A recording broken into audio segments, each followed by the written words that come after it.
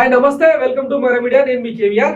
ఆంధ్రప్రదేశ్లో ఒక విచిత్రమైన ఘటన చోటు చేసుకుంది. దేశంలో ఏ ముఖ్యమంత్రి కూడా చేయని సాహసం ఆంధ్రప్రదేశ్ చారిత్రాత్మక ముఖ్యమంత్రి ది గ్రేట్ చంద్రబాబు నాయుడు గారు శ్రీకారం చుట్టారనమాట. అదేంటంటే తెల్లవారుజామునే 6 గంటలకే ఇంటింటికి వెళ్ళి పెన్షన్లు పంపిణీ చేసే వాలంటీర్గా చపరాసిగా ఆయన అవతారం ఎత్తారు. ఒకసారి ఆ విజువల్ చూసిన తర్వాత మాట్లాడుతున్నాం.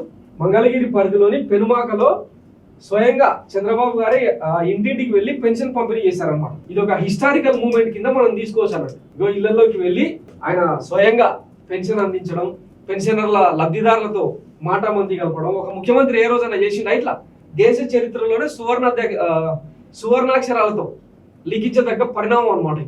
అది ఓన్లీ ఎక్స్క్లూజివ్ గా జూలై మాత్రమే, ఇంకా ఆగస్టు సెప్టెంబర్ సంగతి వదిలేయండి. ఇదంతా ఒక పెద్ద పబ్లిసిటీ స్టంట్ అని ఇప్పటికే డిస్కషన్ జరుగుతున్న నేపథ్యంలో ఏ మాత్రం సిగ్గు ఎగ్గు లేకుండా ఇట్లా పంచ కార్యక్రమం చేస్తున్నారు అన్నమాట. ఇంతకు ముందు ఎప్పుడు కూడా ఆంధ్రప్రదేశ్ లో తెల్లవారుజామున 5 గంటల నుంచే పెన్షన్లు పంపిణీ జరగలేదు.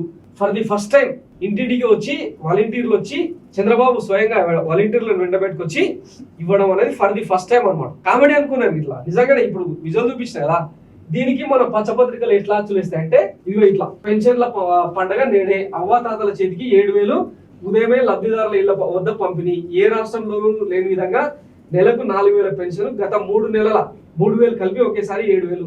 రాష్ట్ర వ్యాప్తంగా సచివాలయ ఉద్యోగుల పంపిణీ, ప్రభుత్వంలో సరికొత్త అధ్యాయం అని చెప్పి ఇట్లా మన చంద్రజ్యోతిలో రాసుకొస్తారు.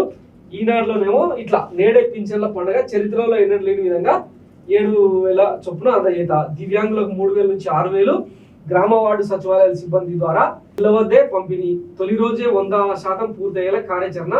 పెనుమాకలో లబ్ధిదారుల వద్దకు వెళ్లి అందించనున్న సీఎం చంద్రబాబు.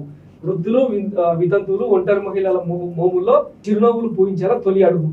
65.18 లక్షల మంది లబ్ధిదారులకు 4,408 కోట్ల విడుదల. ఉదయం 6 గంటల నుంచే పంపిణీ ప్రారంభం అని చెప్పి ఇట్లా వార్తలు వేసుకుంటారు అన్నమాట. సో ఇక కొన్ని ఫ్యాక్ట్స్ మాట్లాడుకుంటే, గతంలో అంటే ఈ కూటమి సర్కారుకు ఓటేసి ఇంత పెద్ద ఎత్తున ఎందుకు గెలిపించారంటే ఒక పెన్షన్ల కోసం కాదు సార్. చాలా ప్రభుత్వం వచ్చాక అందరికీ కూడా 18,000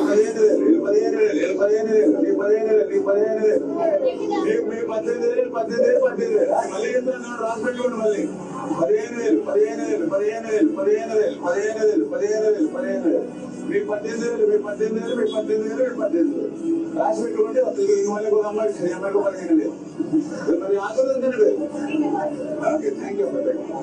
బాండ్ కూడా ఇచ్చాం రాసి దగ్గర పెట్టుకుని బాండ్ మళ్ళీ మన ప్రభుత్వం.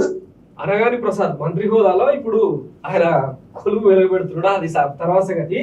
ఇట్లా విషం నూరి ఓట్లు వేయించుకున్నారు అనమాట.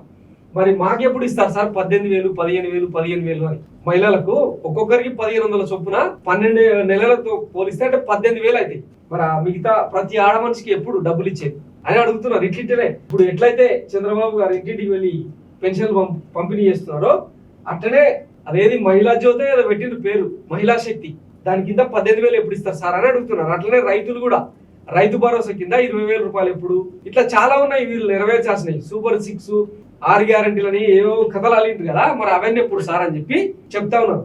జనరల్ గా చంద్రబాబు గారు ఇట్లా ఒక నేలబారు వ్యవహారానికి తెరదీసిరంటే దాని వెనుకల ఇంకా వేరే కోణాలు ఉంటాయని అర్థం చేసుకోవాలి. రాబోయే రోజుల్లో మనం డిస్కస్ చేద్దాం. కానీ ఈ రోజు జూలై 1వ తారీఖున ఆంధ్రప్రదేశ్ ప్రజలు ఫూల్స్ చేయడం కోసం కాదు, గుర్తుపెట్టుకోండి, చైతన్యం చేయడం కోసం ఈ కార్యక్రమానికి శ్రీకారం చుట్టిండు అనమాట. ఒక రాష్ట్ర ముఖ్యమంత్రి హోదాలో వాలంటీర్ చెప్రాసి చేయాల్సిన పని నన్ను నెత్తికెత్తుకున్నాడు, శ్రీకారం చుట్టిందంటే దీని వెనకాల వేరే కోరం ఉంటది. అది రాబోయే రోజుల్లో ఆంధ్రప్రదేశ్ ప్రజలు గమనిస్తారు. సరే, దీనిలాగానే ఇక మంచిగా ఆశిద్దాం, మనం కూడా పాజిటివ్ గానే ఆలోచిద్దాం. పొద్దుగాల ఇట్లాంటి నెగిటివ్ ఎందుకు కానీ ఇట్లనే రైతు భరోసా అనగాని ప్రసాద్ చెప్పినట్టు ఇంటింటికి అంటే ప్రతి మహిళకు 18,000, చిన్నారులకు 15,000 ఇవి కూడా ఇచ్చే ప్రయత్నం చేయండి అని, అట్లా ఇచ్చేలాగా దేవుడు మంచి బుద్ధి ప్రసాదించాలని కోరుకుందాం. థ్యాంక్స్ ఫర్ వాచింగ్ మరో మీడియా. నేను మీ కేవీఆర్. Thank you.